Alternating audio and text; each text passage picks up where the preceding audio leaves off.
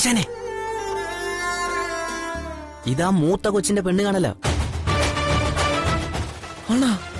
ആ ആശാൻ ചായ കുടിക്ക്. ആശ പേടിച്ചല്ലേ?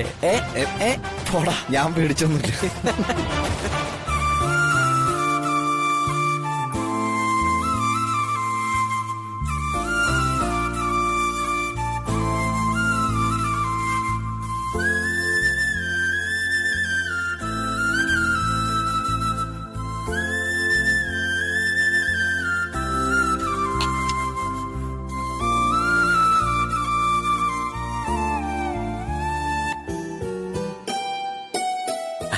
പെണ്ണിനെ ഇഷ്ടപ്പെട്ടോന്ന് ചോദിക്കേണ്ട കാര്യമില്ലല്ലോ. പ്രദീപ് കുമാറിന്റെ മുഖം കണ്ടാൽ അറിയാലോ. അവന്റെ ഒരു നാണം. ഇനി പെണ്ണിന്റെ അഭിപ്രായം അറിയേണ്ടത്. എന്താ, ശരിയല്ലേ?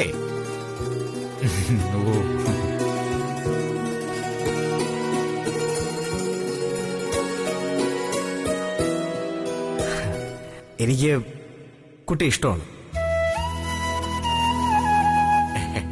എങ്ങനാ മോളെ, നീയൊന്നും പറഞ്ഞില്ലല്ലോ. ശരീച്ചി, എന്താ?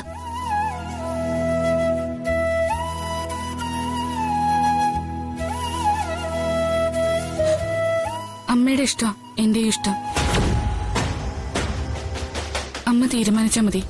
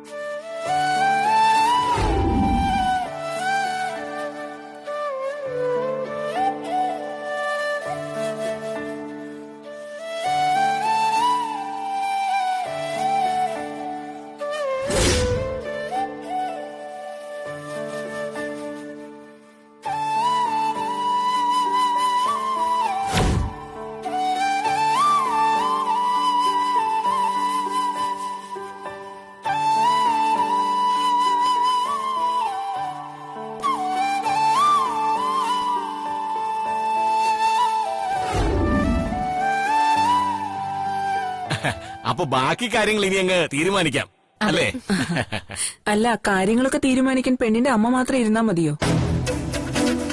അച്ഛൻ എവിടെ? കണ്ടില്ലല്ലോ.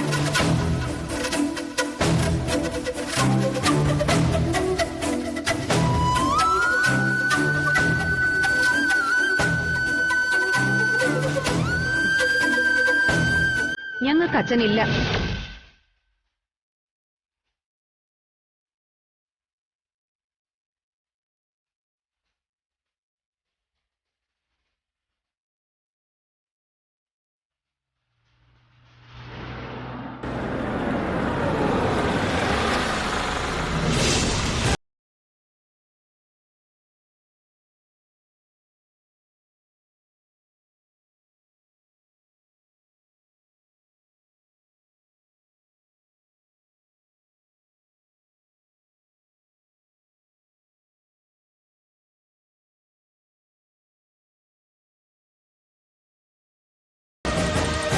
അച്ഛനില്ലാന്ന് പറഞ്ഞ മരിച്ചുപോയതാണോ അതോ?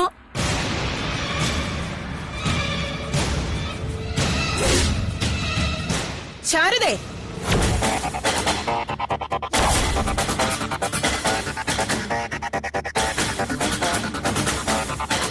ശാരദേ, ശാരദേ, ഇവിടെ ആരും ഇല്ലേ? ശാരദേ,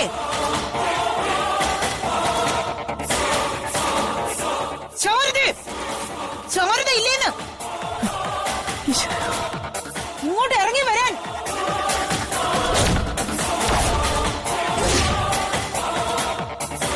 ഈ കടയും വീടും ഒഴിപ്പിക്കാൻ നമുക്ക് കൊട്ടേഷൻ തന്ന ഗോപാലകൃഷ്ണനില്ലേ, അയാളുടെ പേര് രാജേശ്വരി അല്ലേ അത്? ആ അതെ അറിയാം. ശാരദയെ വിളിക്കുന്നത് പുറത്തോട്ട് ഇറങ്ങി വരാൻ, അതോ അകത്തേക്ക് കേറി വരണോ ഞാൻ?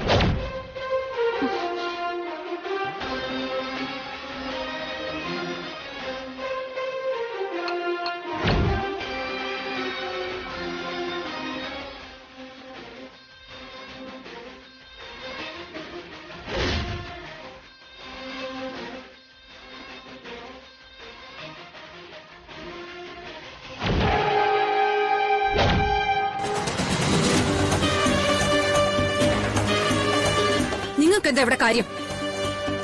ഇറങ്ങ വെളിയില്. നീ മാറടി അങ്ങോട്ട്. എനിക്ക് ചോദിക്കാനുള്ളത് നിന്റെ അമ്മയോടാ. രാജേശ്വരിക്ക് എന്താ വേണ്ടത്? എന്താ വേണ്ടേന്നോ? എന്താ ഇത്? എനിക്ക് വക്കീൽ നോട്ടീസ് അയച്ചിട്ട് വീട്ടിൽ കയറി ഒളിച്ചിരിക്കുവാണോടി നീ? ദേ എന്റെ അമ്മയെ കയറി എടി പൊടിന്നൊക്കെ വിളിച്ചാലുണ്ടല്ലോ. വിളിക്കോടി, വിളിക്കും.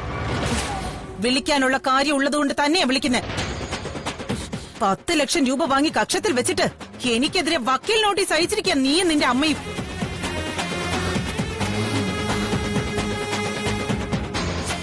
ലക്ഷം? ഏത് 10 ലക്ഷം? ശാരി, നീ ഇവളെ പിടിച്ച് അകത്തോണ്ടോ? അമ്മ ശാലിനി, നീ വാ, നമുക്ക് അകത്ത് പോവാം. അല്ല ചേച്ചി, ഇവര് പറയുന്നത് കേട്ടില്ലേ? അമ്മ സംസാരിച്ചോളൂന്ന് പറഞ്ഞില്ലേ? നീ വാ അകത്ത്. ശ്യാമേ, പിടിക്കവളെ. ചേച്ചി പറയുന്നത് കേക്ക്. വാ ചേച്ചി, ആൾക്കാരെല്ലാരും കണ്ടോണ്ട് നിക്ക. ചേച്ചി ഇവിടെ നിന്ന് സംസാരിച്ചാൽ ശരിയാവില്ല. ചേച്ചി വാ, അകത്തിരിക്കാം. ക്ഷമ. ശാലിനി പ്ലീസ്, എനിക്ക് വേണ്ടെങ്കിലും നീ വന്നേ പറ്റൂ.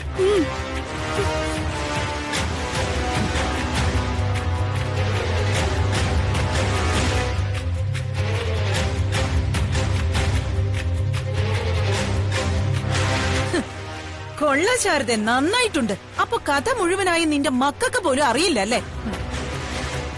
രാജേശ്വരി, ഞാൻ വേണമെങ്കിൽ കാല് പിടിക്കാം. ശാരിയുടെ പെണ്ണ് കാണൽ ചടങ്ങ് നടന്നുകൊണ്ടിരിക്കുക. ഓഹോ, അത് ശരി. ഇങ്ങോട്ട് വാ, ഞാൻ പറയുന്ന കേക്ക്. ഇവിടെ ഇരിക്കും ചേച്ചി. എന്നെ ഒന്ന് ഇവിടെ വീട് ശ്യാമേ. അവർ ഏത് 10 ലക്ഷത്തിന്റെ കാര്യം പറയുന്നത്? എനിക്കതൊന്ന് ചോദിക്കണം. അവര് വായി തോന്നിയതൊക്കെ വിളിച്ചു പറഞ്ഞു നിൽക്കും. അത് അമ്മ കൈകാര്യം ചെയ്തോളെന്ന് പറഞ്ഞില്ലേ? ചേച്ചി, നീ ഇപ്പൊ എങ്ങോട്ടും പോകുന്നില്ല. എന്തിനാ ഇനി നിങ്ങൾ മോളെ കെട്ടിച്ചയക്കുന്നേ? എന്ത് കണ്ടിട്ട്? എവിടെ രക്ഷപ്പെടാൻ? ഓരോന്നിന്റെയും കഴുത്തിൽ കയറ് കെട്ടി കഴുത്തിൽ താഴ്ത്തിയ പോരെ? രാജേശ്വരി, സഹിക്കാൻ പറ്റുന്നില്ല അല്ലേ? ഇനി ഞാൻ എന്ത് പറഞ്ഞാലും നിങ്ങൾ കേൾക്കും. കേൾക്കാനുള്ള ബാധ്യത നിങ്ങൾക്കുണ്ട്. ഞങ്ങളുടെ കയ്യിൽ നിന്ന് നക്കാപ്പിച്ച ഇരുന്ന് വാങ്ങിച്ചിട്ട് ഞങ്ങൾക്ക് നേരെ വക്കീൽ നോട്ടീസോ? കൊള്ളാം, ഉഗ്ര നമ്പര്. ഞാൻ അറിഞ്ഞതല്ല രാജേശ്വരി. കള്ളം.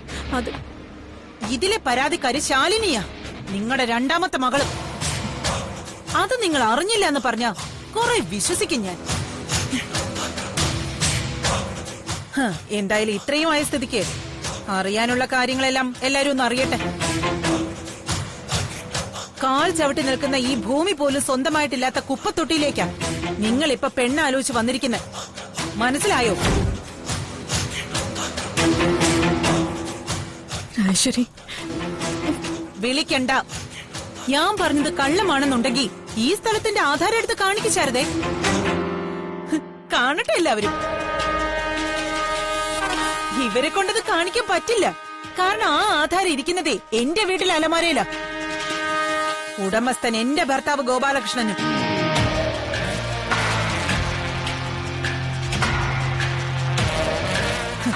അദ്ദേഹത്തിന് ഏതോ കാലത്ത് ഇവിടെ ഒരു സംബന്ധം ഉണ്ടായി. ഈ 3 പെമ്പിള്ളാരും അതിൽ ജനിച്ചതാന്നാ ഇവര് പറയുന്നത്. രാജേശ്വരി,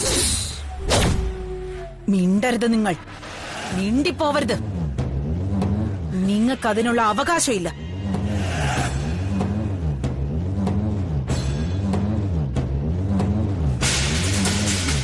എന്റെയും ഗോപാലേട്ടന്റെ ഔദാര്യത്തിലാ നിങ്ങളും നിങ്ങളുടെ 3 മക്കൾ ഇവിടെ ചുരുണ്ടുകൂടുന്നത്.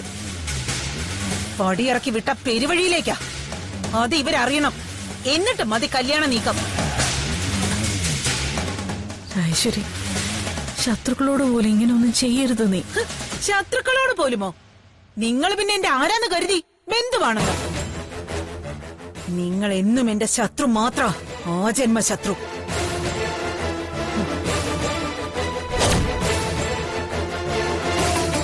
പിന്നെ നിങ്ങൾ അയച്ച ഈ തിട്ടൂരം, അതെനിക്ക് വെറും പുല്ല, വെറും തൃണം.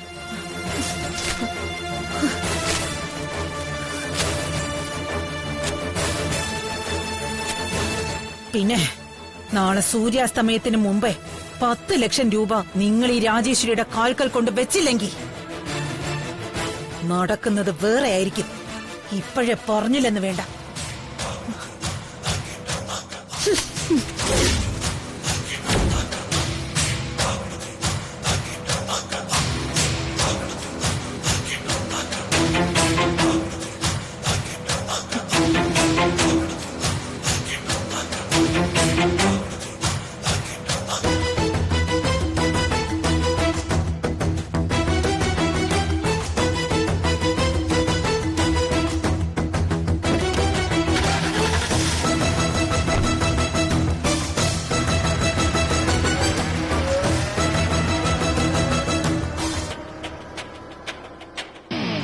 ചേച്ചി, ഞാൻ ഇവിടെ നിന്നാ ശരിയാവില്ല. എനിക്ക് പോണം. ശാലിനി, നിന്നോട് പോണ്ടെന്നല്ലേ പറഞ്ഞത്? വിട് ശാരി ചേച്ചി. കുറെ നേരമായി എന്തോ നാടകം നടക്കുന്നു. എനിക്കതെന്താന്ന് അറിഞ്ഞേ പറ്റൂ.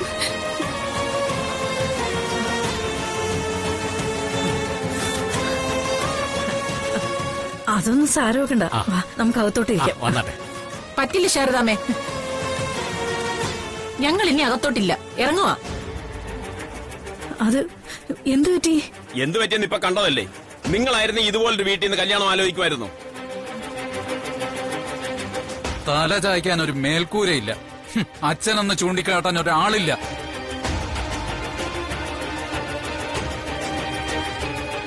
പോരെങ്കിൽ ലക്ഷങ്ങളുടെ ബാധ്യതയും. ഇത്രയും ചെറിയ പ്രായത്തിൽ ഇവന്റെ തോളിലേക്ക് ആ മാറാപ്പ് വച്ചു കൊടുക്കണോ ശാരദാമ്മ ഞങ്ങള്?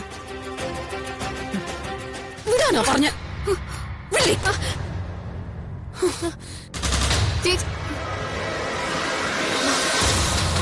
സാർ, നിങ്ങൾ ഇങ്ങനെ പോവരുത്. നമുക്ക് കാര്യങ്ങൾ സംസാരിക്കാം. ഇനി എന്ത് കാര്യം സംസാരിക്കാനാ? വാ ചേട്ടാ, നമുക്ക് പോവാം. ഇത് ശരിയാവില്ല. വാ. അതെ സാർ. അയ്യോ സാർ, മേഡം.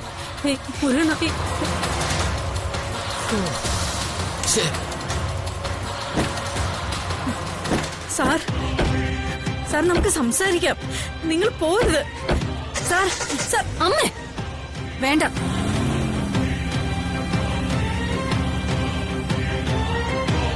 കരഞ്ഞും കാല് പിടിച്ച് വാങ്ങിക്കാനുള്ളതല്ലമ്മേ ബന്ധുത്വം. അത് തോളോട് തോളൊപ്പം ആയില്ലെങ്കിൽ എന്നും താഴ്ന്നു കൊടുക്കേണ്ടി വരും നമുക്ക്. വിടറി.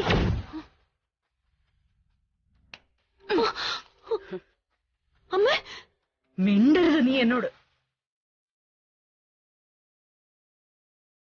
എല്ലാത്തിനും കാരണക്കാരി നീ ഒറ്റ ഒരുത്തിയ. നീ ഒറ്റ ഒരുത്തി. അമ്മേ, അമ്മേ.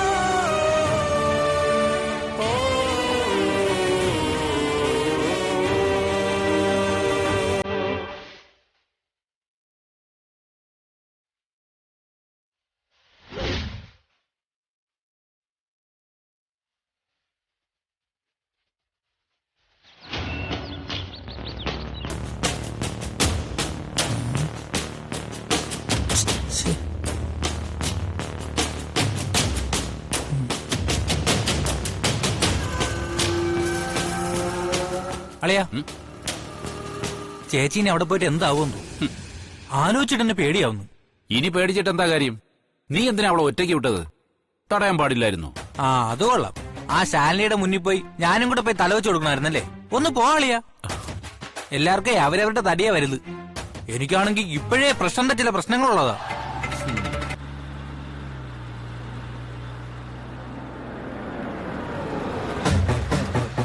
ആ അതാ വന്നെന്ന് തോന്നുന്നു.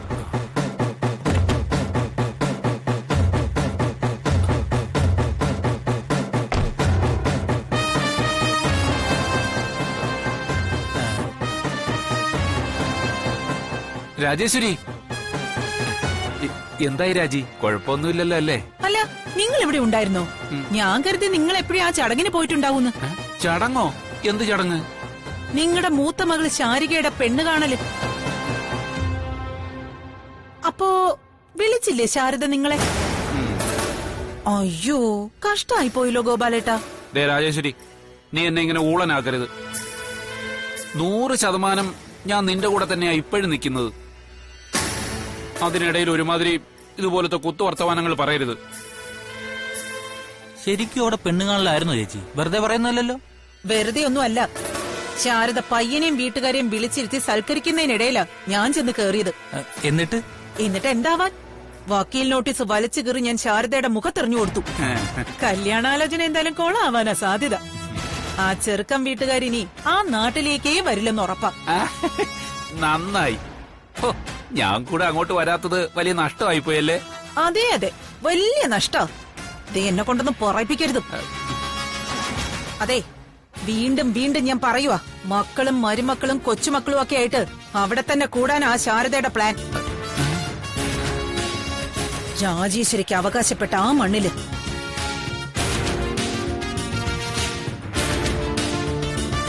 എന്റെ ഈ കൊക്കില് ജീവനുണ്ടെങ്കിൽ ഞാൻ അതിനവരെ അനുവദിക്കില്ല. നിങ്ങളുടെ ആ സത്യഭാമയുടെ മകനെയല്ല, വേണമെങ്കിൽ ബോംബെ നാളെ ഇറക്കും ഞാൻ. ചോര കണ്ടാൽ അറയ്ക്കാത്ത ഹിന്ദിക്കാരന്മാരെ. അവരുടെയൊക്കെ മുൻപിൽ നിങ്ങളുടെ ഇവിടുത്തെ ലോക്കൽ ഗുണ്ടകളെല്ലാം അശുവ, വെറും കൃമികീടങ്ങൾ.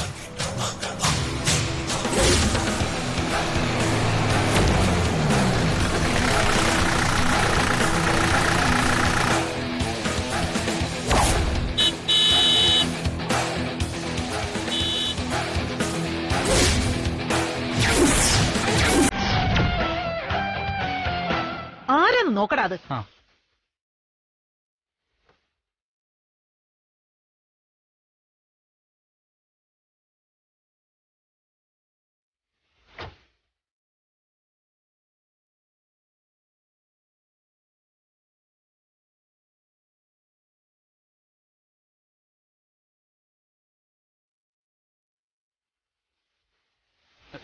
മോൻ സത്യഭാമയുടെ മോനെ ചേച്ചി അത്. അയ്യോ, ആ വിഷ്ണു.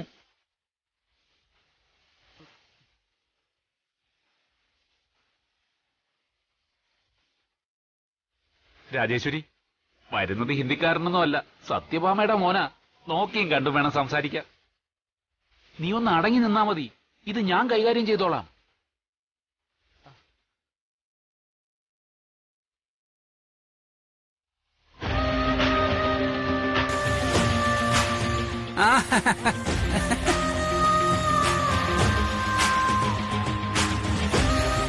ആഹാ, അല്ല ആരായത്? വിഷ്ണു മോനോ? ഒട്ടും പ്രതീക്ഷിച്ചില്ലല്ലോ. വരണം വരണം, അങ്ങോട്ടിരിക്കാം.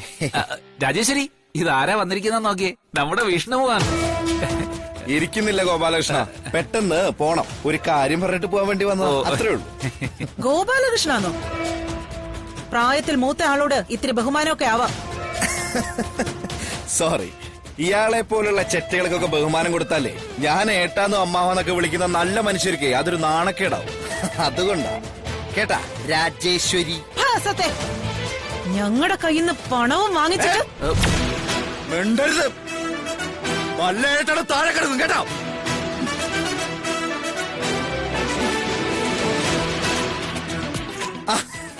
അപ്പൊ ഗോപാലകൃഷ്ണ, ഞാൻ പറയാൻ വന്നത് ഒരു ചെറിയ കാര്യമാണ്. ആ ശാരദാമ്മയും മക്കളെയും ശല്യപ്പെടുത്താനായിട്ട് ഇനി ഇവിടുന്ന് ഒരാള് പോലും ഒരു ചെറുവിരൽ അനക്കാൻ പാടില്ല. താനോ തന്റെ അളിയനോ ഇനി ആ കടയുടെ പരിസരത്ത് പോലും പോവാൻ പാടില്ലെന്നർത്ഥം. പ്രത്യേകിച്ചും ദേ ഈ വൃത്തികെട്ട സ്ത്രീ ചെല്ലരുത്.